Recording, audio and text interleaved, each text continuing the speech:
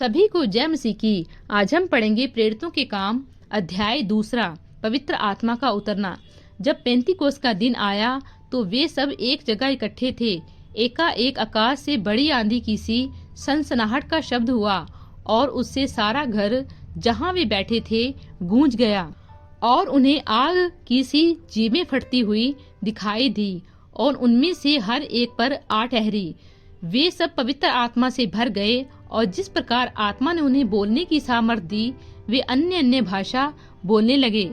आकाश के नीचे हर एक जाति में से भक्त यहूदी यरूशलेम में रह रहे थे। जब यह शब्द हुआ तो भीड़ लग गई और लोग घबरा गए, क्योंकि हर एक को यही सुनाई देता था कि ये मेरी ही भाषा बोल रहे हैं। वे सब चकित और अचंभित होकर कहने लगे, देखो ये जो बोल रहे हैं क्या सब गलीली नहीं?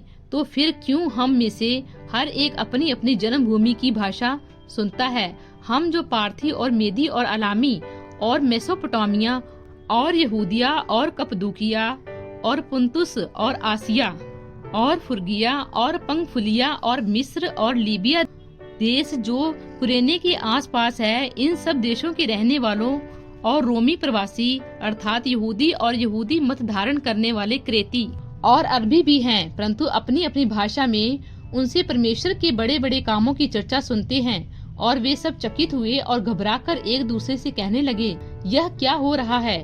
परंतु दूसरों ने ठट्ठा करके कहा, वे तो नई मदिरा के नशे में चूर हैं। पतरस का भाषण। तब पतरस उन 11 के साथ खड़ा हुआ और ऊंचे शब्द से कहने लगा, हे यहूदियों और हे यरूशलेम के सब रहने वालों, यह जान लो और कान लगाकर मेरी बातें सुनो।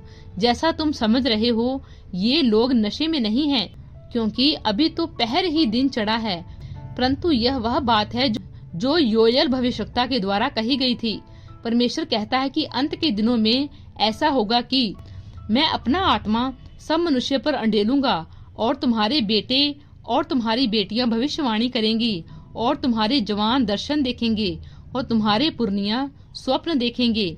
वरन मैं अपने दासों और अपनी दासियों पर भी उन दिनों में अपने आत्मा में से उंडेलूंगा और वे भविष्यवाणी करेंगे।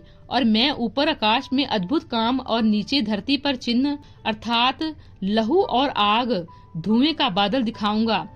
प्रभु के महान और तेजस्वी दिनों के आने से पहले सूर्य अंधेरा और चांद लहू सा हो जाएगा और जो कोई प्रभु का नाम लेगा वह उद्धार पाएगा। हे इज़राइलियों, ये बातें सुनो। यीशु नासरी एक मनुष्य था जिसका परमेश्वर की ओर से होने का प्रमाण उन सामर्थ्य के कामों और आश्चर्य के कामों और चिन्हों से प्रकट है, जो परमेश्वर ने तुम्हारे बीच उसके द्वारा कर दिखाए, जिसे तुम आप ही जानते हो। उसी यीशु को जो परमेश्वर की ठहराई हुई योजना और पूर्व ज्ञान के अनुसार पकड़वाया गया, तुमने अधर्मियों के हाथ से क्रूस पर चढ़वाकर मार डाला, परंतु उसी को परमेश्वर ने मृत्यु के बंधनों से छुड़ाकर जिलाया, क्योंकि यह अनहोना था कि वह उनके वश में रहता।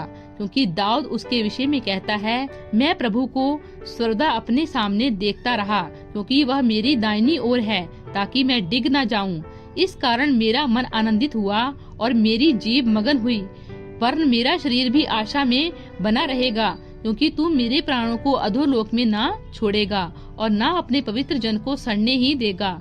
तूने मुझे जीवन का मार्ग बताया है, तू मुझे अपने दर्शन के द्वारा आनंद से भर देता है। हे भाइयों, मैं कुलपित दाऊद के विषय में तुमसे साहस के साथ कह सकता हूँ कि वह तो मर गया और गाड़ा भी गया और उसकी कब्र आज तक हमारे यहाँ विद्यमान है। वह भविष्यवक्ता था। वह जानता था कि परमेश्वर ने मुझसे शपथ खाई है कि मैं तेरे वंश में से एक व्यक्ति को तेरे सिंहासन पर बिठाऊंगा। उसने होने वाली बातों को पहले ही से देखकर मसीह के जी उठने के विषय में भविष्यवाणी की कि ना तो उसका प्राण अधोलोक में छोड़ा गया और ना उसकी देह सड़ने पाई।